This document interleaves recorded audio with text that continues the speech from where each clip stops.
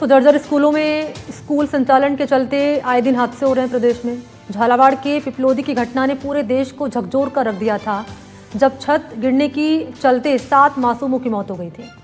NDTV ने प्रमुखता से इस मामले पर और प्रदेश के जर्जर स्कूलों को लेकर अभियान चलाया था। इसके सकारात्मक परिणाम सामने आए हैं। कोर्ट ने जर्जर स्कूलों के संचालन पर रोक लगा दी है। साथ ही साथ कोर्ट ने सवाल भी पूछा है कि हादसों को रोकने के लिए क्या क्या इंतजाम है। जर्जर स्कूलों की हालत को लेकर एक रिपोर्ट हमने तैयार की है, जरा वो आप देखिए।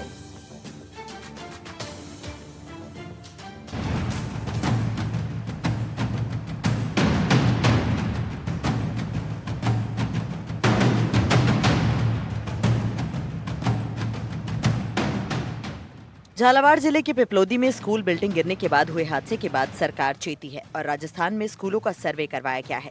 25,000 करोड़ से ज्यादा की जरूरत स्कूलों की मरम्मत के लिए महसूस की गई है। बड़ा सवाल पैदा होता है कि आखिर इन पैसों का इंतजाम कैसे किया जाएगा, किस मद में इन विद्यालयों की मरम्मत कराई जाएगी और जब तक ये मरम्मत नहीं हो जाती तब तक बच्चों की पढ़ाई का क्या होगा। झालावाड़ की बात करें तो 448 स्कूल यहाँ कंडम घोषित किए गए हैं, जिनकी मरम्मत बेहद जरूरी है। मरम्मत न होने तक उनमें बच्चों को नहीं बिठाया जा सकता। अभिभावक सरकारी स्कूलों में अपने बच्चों को भेजने से डरने लगे हैं और मांग कर रहे हैं कि सरकार इस स्थिति को सुधारे। झालावाड़ जिले के पिपलोदी में हुए स्कूल हादसे के बाद राजस्थान सरकार और सभी जिलों का प्रशासन चेत गया है।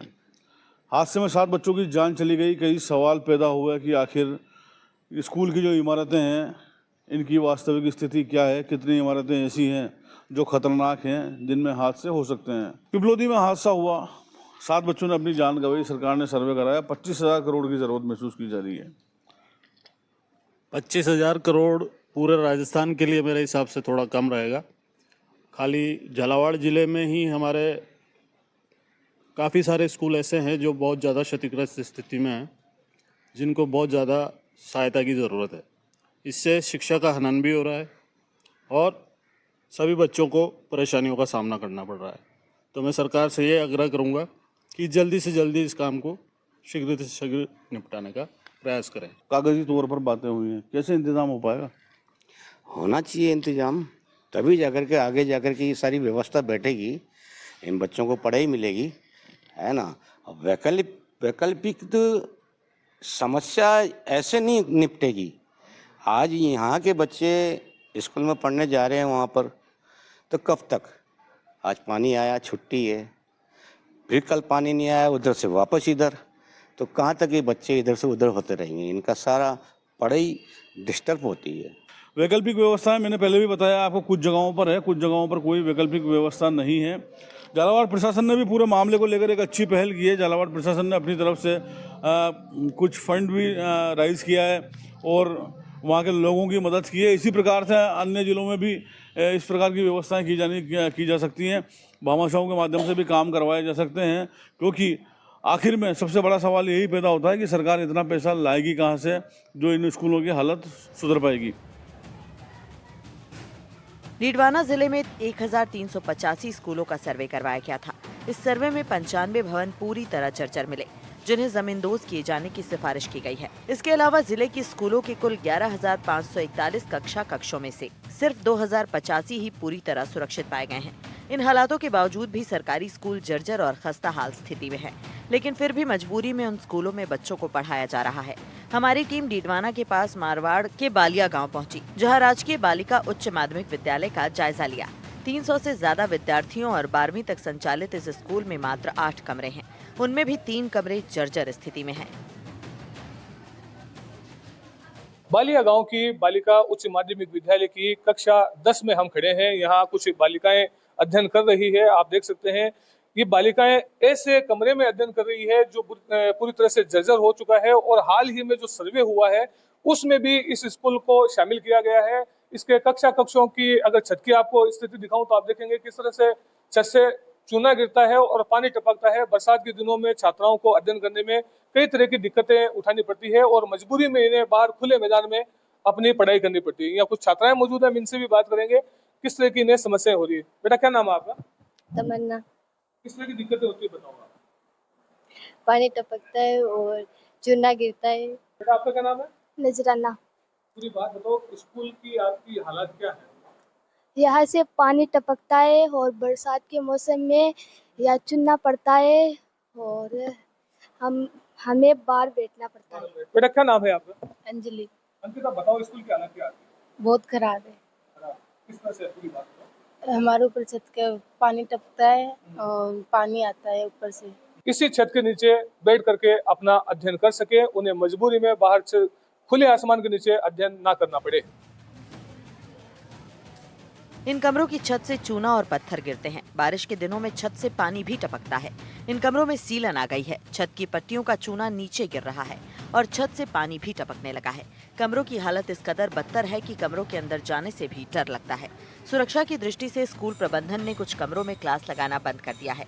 मजबूरी में स्कूल के बरामदे में और टीन शेड के नीचे विद्यार्थियों की क्लास लगाई जा रही है। बालिया गांव की बालिका उच्च माध्यमिक विद्यालय के प्रिंसिपल राजेश जी सांखला हमारे साथ मौजूद हैं। हम इनसे बात करते हैं स्कूल की क्या हालात है और जर्जर स्थिति के कारण इन्हें किस तरह की दिक्कतों का सामना करना पड़ता है। हमारे साहब, स्कूल की क्या हालात है, कितने कमरे हैं, कितने स्टूडेंट हैं और किस तरह की समस्याएं आपको होती है? सर, ये विद्यालय जो है ये 2022 में उच्च प्राथमिक से सीधा उच्च माध्यमिक में क्रमोन्नत हुआ। उसके बाद में यहाँ पर कोई सुविधाएं नहीं दी गई। वही बिल्डिंग है और वही संसाधन है। 300 के लगभग यहाँ पर स्टूडेंट जो है वो अध्ययनरत है। अभी काफी प्रयास करने के बाद में, विभाग को लिखने के बाद में भी कोई सहायता नहीं हुई, तो सरपंच साहब और मेरे स्टाफ साथियों ने मिलकर अभी 35,000 रुपए लगाकर छत पर थोड़ा वाटर प्रूफिंग का काम करवाया है, जिससे जो छत लगातार टपक रही थी वो थोड़ी कम हुई है और थोड़ा सा हालांकि सेव हुआ है मामला, लेकिन अभी भी काफी कुछ असुरक्षित महसूस कर रहे हैं हम लोग। इन दिक्कतों को लेकर के कहाँ-कहाँ गुहार लगाई गई, कहाँ-कहाँ मांग उठाई गई? सर, मैंने सबसे पहले तो मैंने ऐसी कोई जगह नहीं छोड़ी जहाँ मैं गया नहीं हूँ। मैंने हर जगह कोशिश की, 100% पूरा हमने जो कोशिश करनी चाहिए वो हमने कोशिश की है। अब सामने जैसे सर ने अभी बताया, जैसे सामने जो पंचायत, पुरानी पंचायत भवन बनी हुई है हमारी, वहाँ सांडघर है, पटवार भवन है और पंचायत है। तो हमारा अब एक ही टारगेट या इरादा यही है कि हम उनको तोड़ तुड़वा के, वो खंजर स्थिति में हो तो पूरा गिरा हुआ है पूरा, तो वहाँ हम सोच रहे हैं भाई 4-5 कमरे वहाँ हम बना दे। लेकिन सरकार से भी तो उसे उम्मीद हमें होनी चाहिए ना, सरकार को अपना बजट तो देना चाहिए ना। टोंक के ककोड़ में बालिका स्कूल की छत गिर गई थी, लेकिन वो कमरा बंद था, इसलिए एक बड़ा हादसा टल गया। टोंक जिले में लगभग 120 स्कूलों की हालत दयनीय है, जहां के भवन जर्जर हैं और बारिश होते ही इन स्कूलों में बच्चों की छुट्टी करनी पड़ती है। कहीं बारिश में छत टपकती है और कहीं दीवारों में दरारें आ जाती हैं। स्कूल में भरा पानी दहशत का कारण बन जाता है और बच्चों को स्कूल जाने में डर लगने लगता है। लेकिन इसके बाद भी इन जर्जर भवनों में पढ़ना इन बच्चों की मजबूरी है। टोंक जिले में एक बार फिर से जो है बरसात का दौर शुरू हो चुका है और ऐसी सूरत में सबसे ज्यादा जो दिक्कत आ रही है वो इस ऐसी स्कूलों में आ रही है। महात्मा गांधी गवर्नमेंट स्कूल है, ये स्कूल जो है इस समय वीरान नजर आ रहा है। इसकी पीछे बड़ी वजह है कि रियासत कालीन जो है ये बिल्डिंग है, जिसके अंदर जो है 1 से लेकर 8 तक की कक्षाएं लगती है। लेकिन सबसे महत्वपूर्ण बात यही है कि आप देख सकते हैं कि जिस तरह जो है क्लास तो लिखी हुई है, लेकिन इन क्लास रूम्स पर जो है ताले लगे हुए हैं और ये ताले लगे हुए हैं, इसकी एक बड़ी वजह है कि बरसात के बीच में जो है स्कूलों में शिक्षण कार्य नहीं होता है। एक क्लास देख सकते हैं, स्कूटी खड़ी स्टाफ की। बात करने की कोशिश करते हैं कि आखिर जो है किस तरह की कहानी। आपके स्कूल में जब बरसात होती है तो क्या आपको करना पड़ता है? सर, अगर ज़्यादा बरसात हो जाती है तो हम बच्चों की छुट्टी कर देते हैं, क्योंकि बैठने के लिए हमारे पास पर्याप्त व्यवस्था नहीं है। छतें कभी कभार ज़्यादा बारिश हो जाती है तो टपकने भी लग जाती है। अच्छा, इन दिनों जब झालावाड़ हादसा हुआ तो कुछ लोग आए भी होंगे, स्कूल रिपेयर के लिए भी आए हैं इंजीनियर? हाँ सर, वो इंजीनियर आए थे और वो रिपोर्ट बना के ले गए और उन्होंने कहा जल्दी पैसा पास हो जाएगा मरम्मत का आपके, फिर उसके बाद मरम्मत करवा दी। आखिर जो है सरकारें कब जागेगी, कब चेतेगी और कब होगा बड़ा बदलाव? क्या झालावाड़ हादसे से हमने कोई सबक लिया है या फिर ये सिस्टम ऐसे ही चलता रहेगा? भरतपुर के राजकीय उच्च प्राथमिक विद्यालय नगला लोधा की हालत जर्जर बनी हुई है। पिछले 5 साल से स्कूल में जलभराव के कारण भवन की स्थिति और भी खराब हो गई है। मजबूरन स्कूल को दूसरी जगह शिफ्ट करना पड़ा है। हैरानी की बात यह है कि सरकार द्वारा मरम्मत के लिए फंड जारी करने के बावजूद हालात नहीं सुधरे हैं। विद्यालय भवन के सभी कमरे जर्जर होने के कारण लॉक कर दिए गए हैं ताकि कोई हादसा न हो। ग्रामीणों ने बताया कि झालावाड़ हादसे के बाद भी स्कूलों की हालत में सुधार नहीं हो रहा है, नामांकन भी घट रहा है। ग्रामीणों का आरोप है कि कई बार शिकायत करने के बाद भी कोई सुनवाई नहीं हो रही।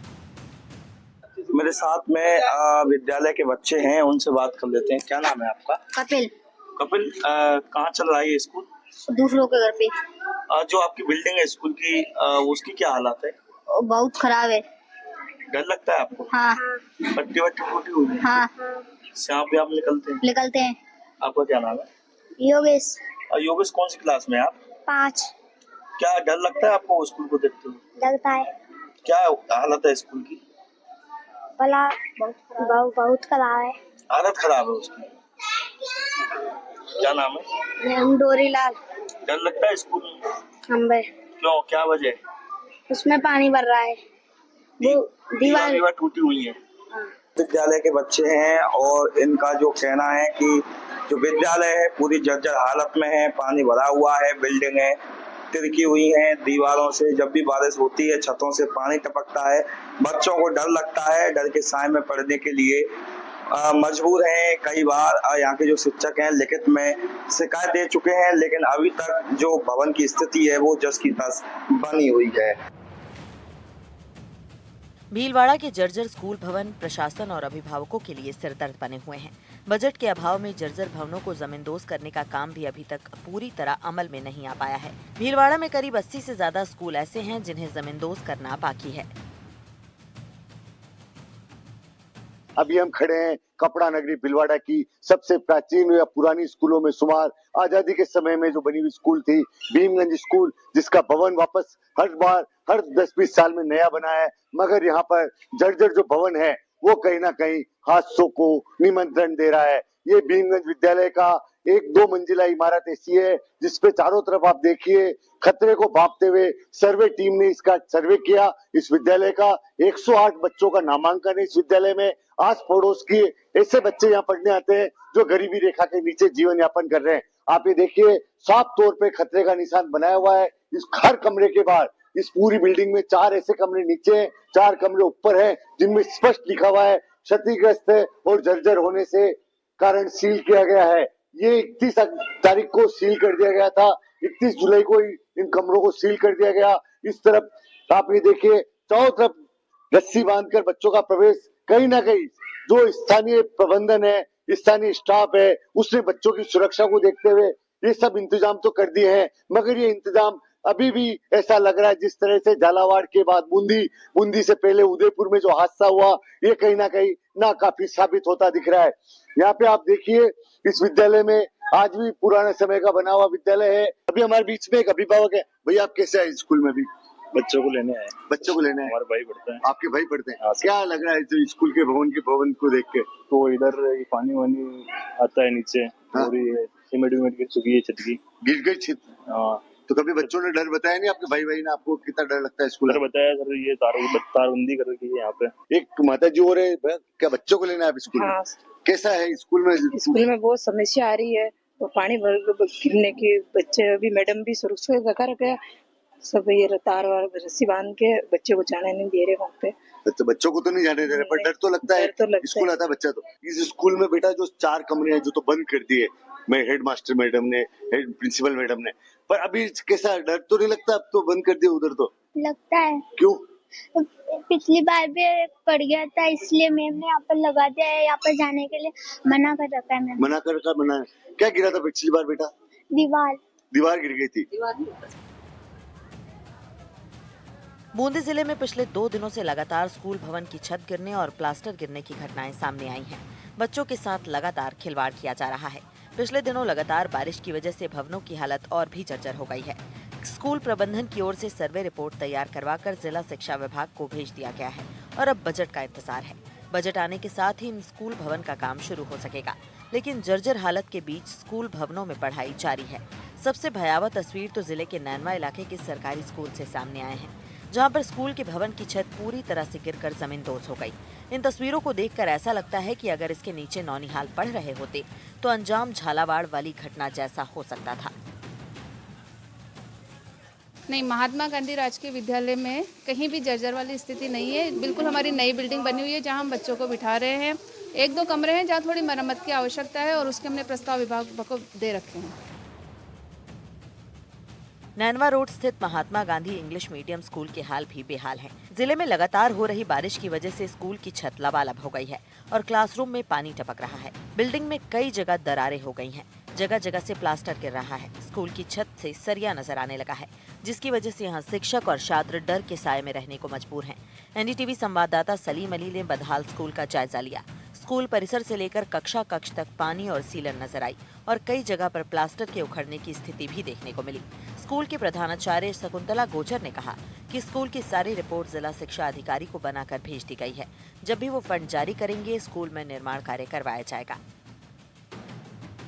यहाँ पे जब प्रसाद खिलाते थे उस टाइम पे 2 कदम दूर ही प्लास्टर गिरने लगे और प्लास्टर गिरते ही बच्चों को सुरक्षित जगह में हमने बिठाए। उनके पश्चात प्रशासन को भी सूचना दे रखी है, उनके बावजूद भी स्कूल की कोई देख रेख नहीं है। और यहाँ पे जो पिछले समय पे पैसे आए थे 2 लाख रुपए, उनका भी सदुपयोग नहीं हुआ है। मोटी गिट्टी डाल के इसमें बल्कि लोड डाला गया है छत पे, जिससे वो झुकाव ज़्यादा हो चुका है, सड़क पूरी तरह से क्षतिग्रस्त हो चुकी हैं। और अभी ये जो हमारा तो कहना यही है कि स्कूल को जमींदोज करके ही दूसरी बिल्डिंग बनाई जाए। शुक्रवार को नैनवा इलाके में बालिका स्कूल की छत का बड़ा हिस्सा नीचे गिर गया, लेकिन गनीमत रही कि एक बड़ा हादसा टल गया। स्कूल भवन में स्थित एक कक्षा पूरी तरह से गिरकर क्षतिग्रस्त हो गई। सामान भी मलबे के नीचे दब गया। बारिश की वजह से स्कूल की छुट्टी कर दी गई थी, जिस वजह से कोई भी बच्चा स्कूल में मौजूद नहीं था, वरना किसी बड़े हादसे के होने से इनकार नहीं किया जा सकता था। घटना के बाद प्रशासन ने जर्जर भवन को जमींदोज करने का निर्णय लिया है। जब विद्यालय आए, जब हमें सुबह देखा आकर, तब पता चला कि ये एक कमरा की छत गिर गई है। नहीं, ये पहले जर्जर हो रहा था तो अधिकारियों को सूचना दिया आपने को? जी, जर्जर हो रहा था। अधिकारियों ने पहले जर्जर घोषित कर गए थे और इसको बंद कर रखा था जब से जर्जर घोषित हुआ ये। और इसमें किसी भी प्रकार के बच्चों को बैठाया नहीं जाता, सिर्फ नकारा सामग्री ही रखी जाती है इसके अंदर। और अब वो बंद है, पूरी तरीके से बंद था और ये जमींदोज की प्रक्रिया चल रही है। प्रस्ताव पहले एसडीएमसी में ले लिया गया था और जमींदोज की प्रक्रिया अब शुरू हो चुकी है, तो कार्य चल रहा है इसके ऊपर ही। अभी हमने हमारे उच्च अधिकारी सीडीओ मुख्य ब्लॉक शिक्षा अधिकारी को सूचना दे दी है और उन्होंने भी हमें निर्देश दे दिए हैं कि किस तरीके से आगे कार्रवाई होगी। सरकार के आदेश के बाद भी अधिकारी नहीं जागे, लेकिन अब इस मामले को लेकर हाईकोर्ट ने हंटर चलाया है और सख्त आदेश दिए हैं कि किसी भी जर्जर भवन में स्कूल का संचालन नहीं किया जाएगा। सभी ऐसे स्कूल जो जर्जर अवस्था में हैं, या तो उनकी मरम्मत की जाए और जो मरम्मत लायक नहीं है वो जमींदोज किए जाएं। अब देखने वाली बात ये होगी कि कब इस आदेश की पालना की जाती है और इसे लेकर क्या एक्शन प्लान तैयार किया जाता है। Bureau report, NDTV, Rajasthan.